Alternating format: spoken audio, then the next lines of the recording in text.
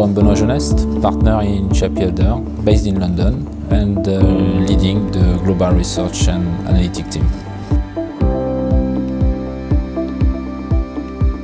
So the GRA is one of the center of expertise of CH&Co.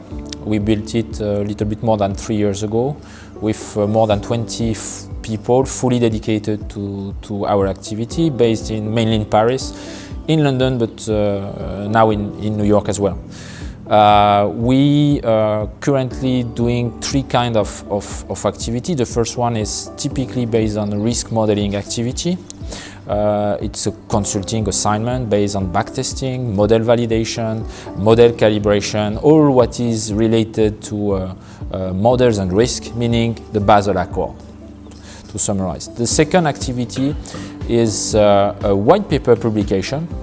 All the consultants in the team are developing some subjects and try to give an answer, like how to backtest an expected shortfall, how to stress test a score, how to backtest automatically some regression function, this kind of subject. And we try to publish them because we have some question about the markets of the practitioner to develop this kind of topics.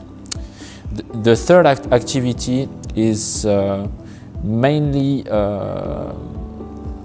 based on using new kind of expertise like deep learning,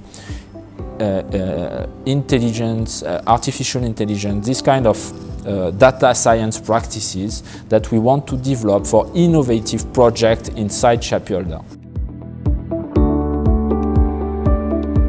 We cover a lot of typical topics. The first one which is classical but can be very technical, like we're doing in a very big international bank, meaning validating all the counterparty risk, market risk models that can be sometimes quite complex, but really based on Basel or regulatory text like FRTB, for example.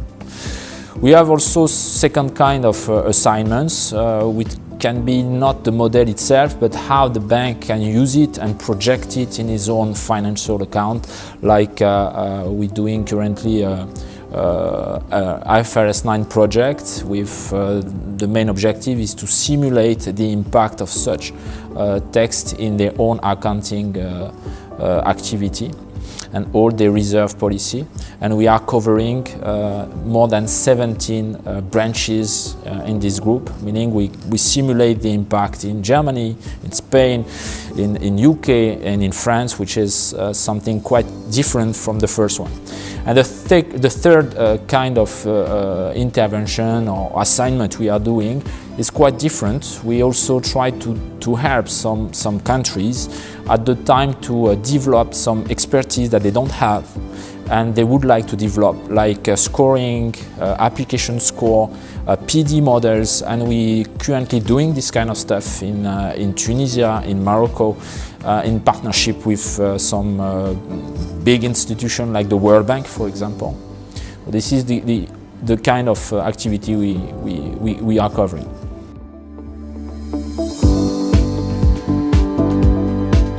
So the objective of all the research projects we have is not to be totally abstractive, not totally quanti, but also to make it operational, so make it real.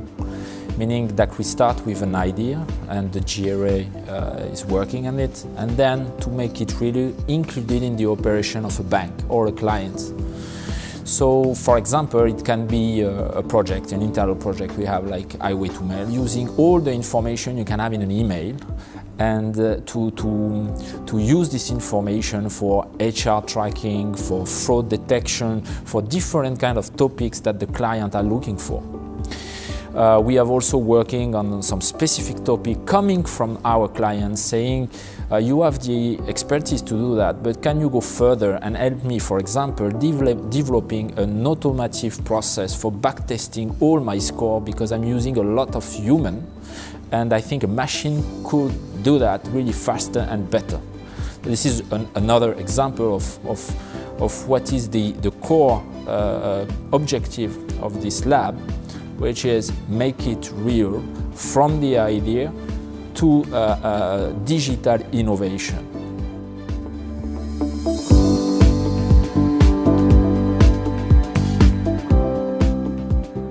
So as of today, the situation regarding the Basel Accord is totally correlated to the past, for example, because we were starting Basel with classical models and covering classical risks like credit risk and market risk. And years after years, and because of the crisis and because of different explanation, the regulators start to ask to the bank to cover not only the classical risk, but to start to think about how to cover the core resources of a bank, meaning also liquidity risk, meaning concentration risk, meaning AML issues as well. And this is why the banks are one of the more regulated industry in the world. But as of today, we have two different opinions coming, and that's why I think the Basel Accord is not totally finished and that everybody's waiting for it. Is that we have the regulators asking to the bank to maintain a conservative view of their risk, of their risk monitoring, and in the other hand, we have like some political issues and the business issues asking to the bank to be more profitable. So the question in the next years is going to be for us, and it's going to impact as well our activity, is how to optimize the risk reward of a bank. And this is going to be also political issues, not only because some administration try to relax the current Basel Accord, but also because we're going to have some competition between the US banks, the European banks at the time to calculate the profitability and to put the core resources in front of their own risk.